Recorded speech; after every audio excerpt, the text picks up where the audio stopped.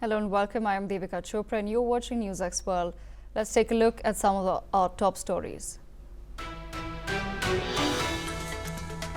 After Friday's devastating 7.7 magnitude earthquake hit Myanmar, the death toll has now climbed to over 1,700. Meanwhile, in Bangkok, 17 are dead as the search for survivors continues.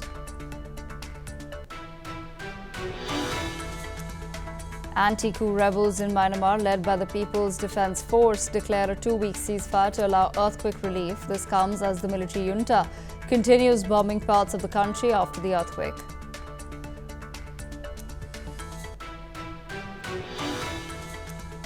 Hamas says it supports a ceasefire in Gaza amid ongoing Israeli airstrikes. The Arab mediator-backed plan would see 5 hostages freed for a 50-day truce. Meanwhile, Hamas has released a new video of a hostage held in Gaza.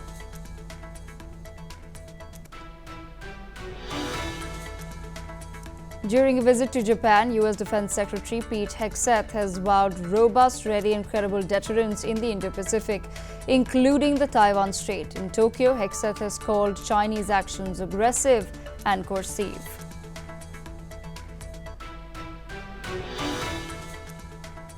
In Europe, Ukraine has accused Russia of war crime, with the military hospital strike in Kharkiv damaging the building and wounding military personnel undergoing treatment while killing 2 others in a drone attack in the region.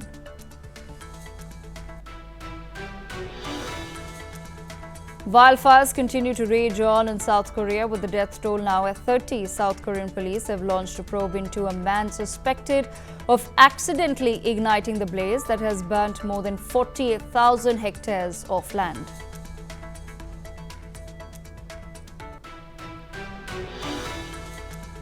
In Moscow, President Putin's $355,000 limousine has exploded on a city street in what is being called a possible assassination attempt. The vehicle, part of the president's official fleet, was engulfed in flames at the Secret Service headquarters.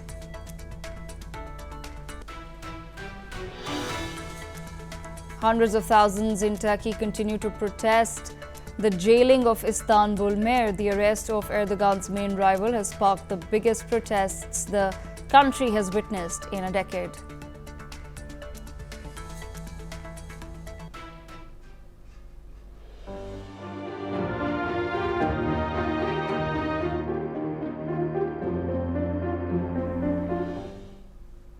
Our top focus right now remains Myanmar. Rescues are desperately searching for survivors more than 2 days after a powerful 7.7 magnitude earthquake struck Myanmar, toppling buildings as far away as the Thai capital Bangkok and sending tremors through nearby Chinese provinces. At least 1,700 people are now confirmed dead in Myanmar after what was the largest earthquake to hit the war-ravaged country in more than a century. Widespread damage has been reported after the earthquake triggered bridges and buildings to collapse, including in Bangkok, where authorities are trying to free dozens believed to be trapped under the rubble of an under-construction high-rise. The epicenter was recorded in Myanmar's central Sagaing region near the former royal capital Mandalay, home to around 1.5 million people, as well as multiple historic temple complexes and palaces. My colleague Brian Thomas joins us live from Bangkok, which felt the tremors of this earthquake. Brian, can you give a summary to our viewers of what's happened today?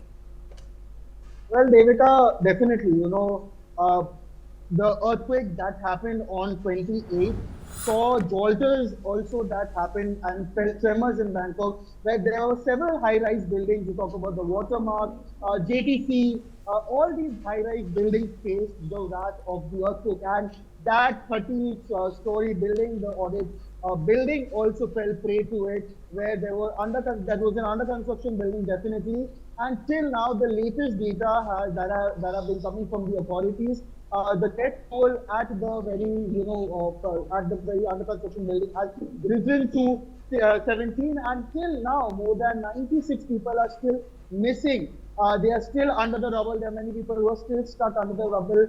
And this something like this has happened after 40 years, something this devastating. Long back, there was this one tsunami that had hit Phuket rather. But in Bangkok, after 40 years itself, Bangkok saw jolters like this. But definitely, if we talk about the other areas in Bangkok right now, yes, there is normalcy in some places, in many places rather. There are few affected places, that is the Chatuchak main market, near the Chatuchak main market, near the very building, the JJ Mall, near the JJ Mall, and even there are few markets and the JTC building that have been closed. But apart from that, yes, Bangkok has returned to normalcy as well, where you can see, when you see the airport operations, the metro operations, even the train services have also resumed. Traffic flow has also resumed, has become back to normalcy. The Tourism Authority of Thailand has also issued a statement saying that yes, Bangkok has returned to normalcy. That is this one place that is near the JJ Mall, that is that very building that is still facing a lot of challenges. But yes, in general, Bangkok has returned normalcy. Now, there were more than 8 people also who were injured that have been taken to the nearby hospitals, where there were mobile units, mobile hospitals, emergency service, vehicles were also deployed. Apart from that, also many the locals were also putting out, putting out a lot of help.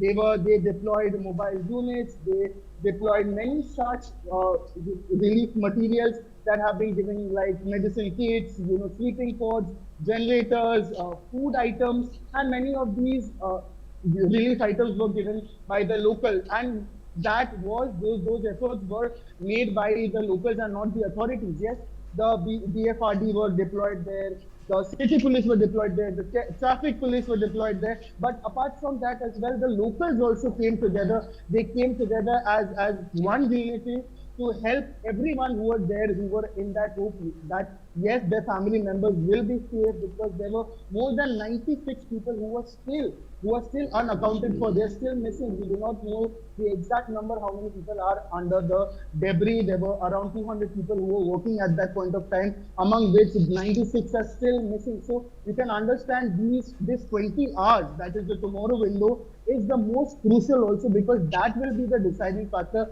as to what information comes out, Devika. Brian, thank you so much for joining us on the broadcast with that roundup for the day. Meanwhile, here is how survivors have recalled the skyscraper collapse in Bangkok.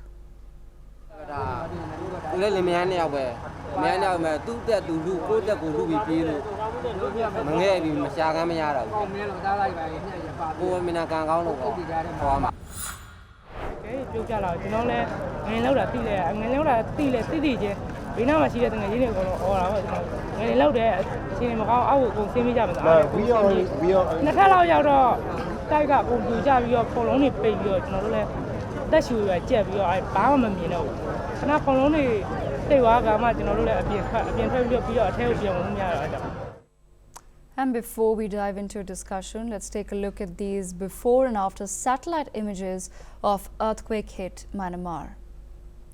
First up is a photograph of the Inva Bridge on your screens before and after the earthquake. So that's the damage, the extent of the damage that has taken place.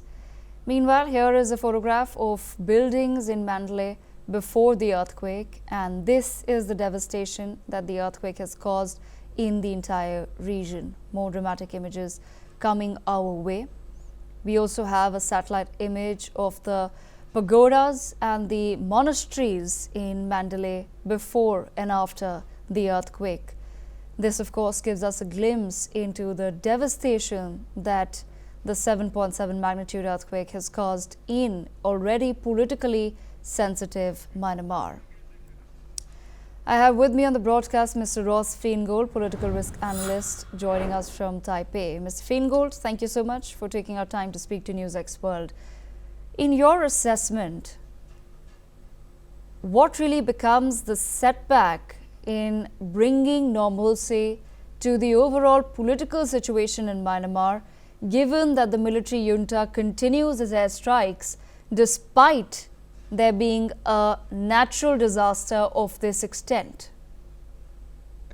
It probably hardens the military's view. They had previously announced the possibility of elections later this year, but now they could use the earthquake as an excuse not to hold elections for quite some time, and they're going to continue their war. I think a lot of people in the international community seem genuinely shocked that they would continue airstrikes against rebel armies in the hours and days after the earthquake. But the generals are a very stubborn bunch, to put it lightly, and this is a life and death situation for them. They know what the results will be if they lose this war, and they're going to keep fighting until the end, and they're going to fight on multiple fronts using the resources they still have. One of their advantages over the rebel groups is air power, and they're going to continue to use that. So I think we'll see a hardening of the junta's positions in the coming weeks and months. Ms. Feingold, at the same time, do you sense any impact of a troubling situation in Myanmar across the region? Certainly the public is going to blame the junta and the central government that the junta controls if the public feels that the post-earthquake recovery is moving too slowly. And that's a real risk for the generals at the moment. They have to demonstrate, at least in the areas that they control, that they're doing the best they can with recovery and post-earthquake reconstruction. But they have such limited resources, and what resources they do have, the military is their number one priority. So it remains to be seen how they're going to handle that challenge of showing the public that they are serious about recovery and reconstruction when they put their own priority as the military. Ms. Feingold, thank you so much for joining us. Stay on with us as we shift our focus to other news. U.S. Defense Secretary Pete Hegseth, who is visiting Japan for the first time the Pentagon chief, has now claimed that Japan was indispensable in tackling China in the region, including across the Taiwan Strait. Hegseth said Japan is a cornerstone of peace and security in the Indo-Pacific, and that the Trump administration would continue to work closely with the Asian country. Last year, then President Joe Biden's administration announced a major restructuring of the U.S. military command in Japan to deepen coordination with the country's forces as the two allied countries called China their greatest strategic challenge. Japan hosts 50,000 U.S. military personnel, squadrons of fighter jets, and America's only forward-deployed aircraft carrier strike group along a 1,900-mile East Asian archipelago that hems in Chinese military power. Joining me on the broadcast is Mr. Ross Feingold, political risk analyst. Mr. Feingold, interesting developments taking place as far as the U.S. and Japan are concerned. Firstly, why do you think that the U.S. today has taken the decision to once again reiterate its position vis-a-vis its ally Japan? It's a new government. The Trump administration's only been in office a little over 2 months. And certainly the allies in the Asia region, like Korea, like the Philippines and Japan, they want to know that the United States, the new United States president and government is fully on board with the treaty obligations that the United States has to those countries. And they do have mutual defense treaties. So the United States does have an obligation to defend these countries. And it's a new defense secretary, and it's not a surprise that within his first couple of months on the job, he's also taken time to visit 2 countries in Asia. He visited the Philippines and Japan on this trip. Mr. Feingold, at the same time, if the Indo-Pacific is once again in the focus of the new administration in the United States of America, do you feel that that could prove as an impetus to reviving the conversation around Quad, which seems to have died down a little bit? Certainly, the 4 members of the Quad, I think it's fair to say that they're very heavily invested in it. Although it's not a defense treaty, but the number of dialogues that they've had in recent years, for military cooperation, discussions among other ministers in the governments, such as foreign ministers, or in the case of the United States, the Secretary of State.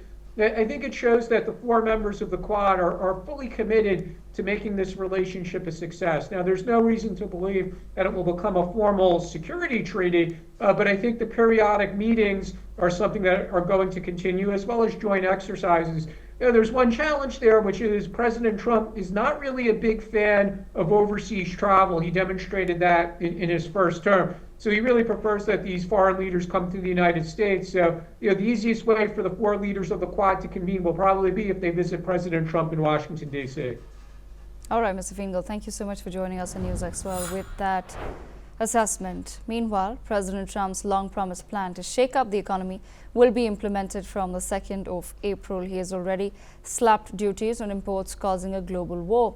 2 months in office, and the U.S. president has imposed heavy tariffs on goods from its neighbors Canada and Mexico, as well as China, Australia and European countries. A week ago, the Treasury Secretary Scott Bessent said that the Trump administration will go ahead with the reciprocal tariffs on the countries assigned. He said that the countries that contribute the most to the U.S. trade deficit will experience these tariffs the most. Amidst these impositions, China now looks south as it seeks to reduce reliance on the United States. With the tariffs on Chinese goods mounting, China is trying to find a new foundation for growth that does not rely on an increasingly supply chain based in the United States. Australia's Prime Minister Anthony Albanese has said that he expects to have a one-on-one discussion with US President Donald Trump on tariffs as Washington prepares to announce new tariffs on its trading partners on the 2nd of April. There are concerns Australia could be impacted by the looming escalation in the Trump administration's global trade war when it unveils the reciprocal tariffs, with the latest being the one Trump imposed this month on steel and aluminium that have affected Australian exports. Meanwhile, here's what the mayors from Mexico, Canada and US have said in a rally against tariffs. Listen in. Its summit of North American mayors focused on an issue of importance to all of our cities right now, and that is trade between our three nations. This is an extraordinary gathering at an extraordinary moment. As you all know, the last couple months have been marked by escalating tariffs and threats to trade. At this summit, we've shared how our economies, good jobs, and the cost of living in each of our communities all depend on the trade relationship across North America. And we conclude with one simple message. Let us end this trade war and restore the stable and mutually beneficial trade relationship that has provided all of us so much shared prosperity. The United States has no better trading partners than our closest allies. Joining me on the broadcast is Mr. Arvind Mahajan, the Lamar Savings Professor of Finance, Texas A&M University. Mr. Mahajan, thank you so much for speaking to NewsX World. I, of course, begin by asking you, how exactly is the Trump administration preparing the United States of America for the tariffs that it plans on imposing on other countries? Yeah, that's a great question. And actually, we really do not know in what way that preparation is taking place, other than there is a lot of news that we will have these tariffs coming along. I think it has created a lot of uncertainty in the process because we are very early in the game. And it really is unclear at this juncture how many of these tariffs, the so-called reciprocal tariffs or Liberation Day tariffs, how many of these actually will be imposed, and then the consequences of these tariffs, because there's going to be a backlash from our trading partners as well. So there's a lot of conjectures about what might happen, and the stock market is reacting in response to what it thinks might happen, but what actually will happen really is very unclear, because we really don't even know what exact tariffs will go and be implemented.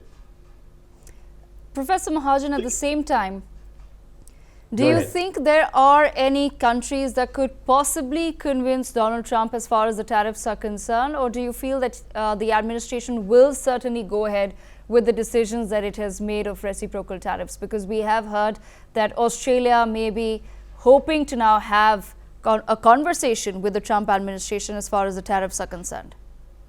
Well, listen, I mean, behind the scenes, I think all countries are having conversations with the United States. We really don't quite know. There's one is political rhetoric, and the other is what is really happening behind the scenes. So you mentioned just now about Mexico, Canada, and US, our trading partners, are part of the NAFTA, or the new NAFTA, so to speak. I mean, if you look, for example, in the case of South Korea and Japan, as you mentioned earlier, the conversations between China, Japan, South Korea in coming up with some kind of a regional comprehensive economic partnership, which they are talking about. You know, Mexico is the largest exporter of cars into the United States. South Korea is followed by Japan. Clearly, these countries are going to be very seriously impacted if these tariffs actually go into play. In the case of Europe, same thing, 25% tariffs on car, 200% tariffs on champagne, for example. Every country is going to be impacted. You were talking in particular in the case of Australia. Australia is in a peculiar situation because they have an election coming on May 3rd. And one of the issues, I mean, clearly it was at one time that Prime Minister Albanese was leading by a significant margin. But more recently, we've seen Peter Dutton and Albanese really narrow down the gap very much. One of the major issues in the election is going to be cost of living. Tariffs directly impact cost of living in Australia. So Australia, not just from economic viewpoint, but from a political viewpoint, is very concerned. The Prime Minister is very concerned about having this conversation with the Trump administration regarding tariffs. But as to the outcome, it is anyone's call at this juncture. Absolutely. I thank Professor Mahajan for joining us on NewsX with that perspective. We have some more news coming in. Singapore Foreign Minister Vivian Balakrishnan on Sunday has called for an immediate ceasefire in Myanmar to facilitate earthquake aid efforts and unveiled a government contribution of $150,000 from the Singapore Red Cross funding efforts. Let's listen into what he said. We've just completed the emergency ASEAN Foreign Ministers meeting on the earthquake in Myanmar and Thailand. It was an opportunity for us to come together collectively in sorrow and solidarity to express our condolences for the victims who have passed away, to express our solidarity, to embark on the search and rescue for those who are still trapped under the rubble, and also for a swift recovery for those who have been rescued and are currently in medical facilities. I know Singaporeans feel deep compassion for the people in Myanmar. This earthquake is supposed to have been the worst that has affected Myanmar in 100 years.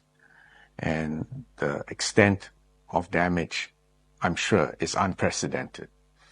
So far, the SCDF has deployed the Ops Lionheart team. This consists of about... Meanwhile, Hamas has agreed to a ceasefire in Gaza, presented by mediators Egypt and Qatar. According to the group's chief, Khalil al-Hayya, in a televised speech, he said Hamas has accepted the plan and urged Israel not to undermine it. He also stated that the group's weapons are a red line. Here's what he had to say. تسلمنا قبل يومين مقترحا من الإخوة الوسطاء في مصر وقطر. أما سلاح المقاومة فهو خط أحمر وهو مرتبط بوجود الاحتلال وقيام الدولة الفلسطينية المستقلة. فإذا ما زال الاحتلال يبقى سلاحا للشعب والدولة يحمي. The proposal reportedly includes the staggered release of Israeli hostages, with 5 being freed each week. Hamas also expects a return to Phase 1 ceasefire conditions, which would include humanitarian aid and an agreement to negotiate the second phase of the ceasefire. Israeli Prime Minister Benjamin Netanyahu's office, however, has submitted a counter-proposal after reviewing the terms. Officials say that it was drafted in full coordination with the United States. Egypt had earlier reported positive indications from Israel regarding a potential agreement, but it remains unclear if the two sides are close to a deal. Meanwhile, Hamas's armed wing has released a new video showing an Israeli hostage pleading for his release. The 3-minute footage features Elkanah Bohabat, who was kidnapped from the music festival during Hamas's 7th October attack.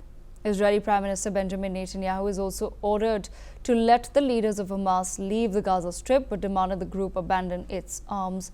He promised to step up pressure on the group while continuing efforts to return hostages, and that he would work to implement US President Donald Trump's voluntary immigration plan for Gaza. Joining me on the broadcast is Ali M. Bushbuck, independent Palestinian researcher.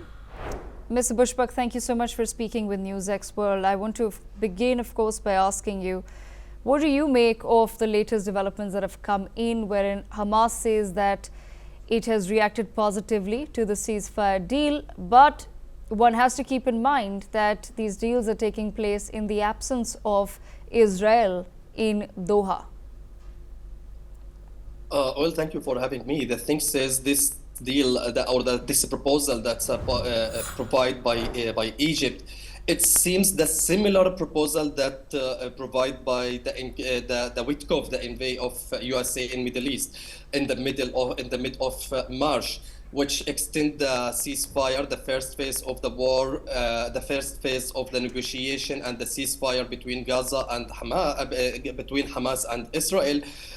For more than 60 days until the Holy Eid for Muslim Eid for Eid al-Fitr, and the Jewish ceremonies that pass over.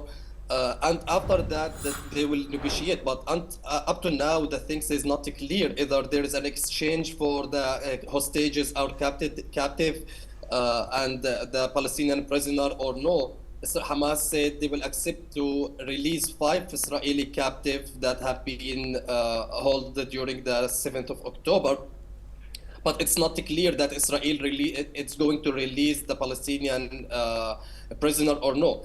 Hamas also confirmed or stressed about the humanitarian aid. Since the beginning of March, Israel imposed the strict blockade in Gaza. Through this proposal, I guess it's a rumors. Hamas is trying to manipulate the Palestinian community, who took the street last 3 days, that there is a civilian criticizing badly Hamas behavior about the negotiation and about their behavior on the negotiation and resuming the war, demanding Hamas to give up and to be away from the Palestinian government. By the way, also Hamas yesterday carried out an execution for 6 Palestinian activists, demanding they are spying with Israel or cooperated with Israel, which also manipulating the Palestinian audience about these things. We have witnessed a lot of mobile phone footage that circulated on social media. People are criticizing Hamas behavior with the negotiation. So Hamas thought themselves caught between a rocket and a hard place. So there is no choice whether the people steadfastness losing and the people are not accepting the war anymore, and they don't have any capacity to bear the war. And also the international community, they have no supported. So Hamas nowadays has no choice except to accept the Egypt proposal. So the thing says it's not clear up to now. Even Hamas is serious about releasing the 5 Israeli captive and going through the first phases of negotiation. Or Hamas, it's only just trying to buy the time like Benjamin Netanyahu. Mr. Bushbuck, thank you so much for joining us on NewsX World.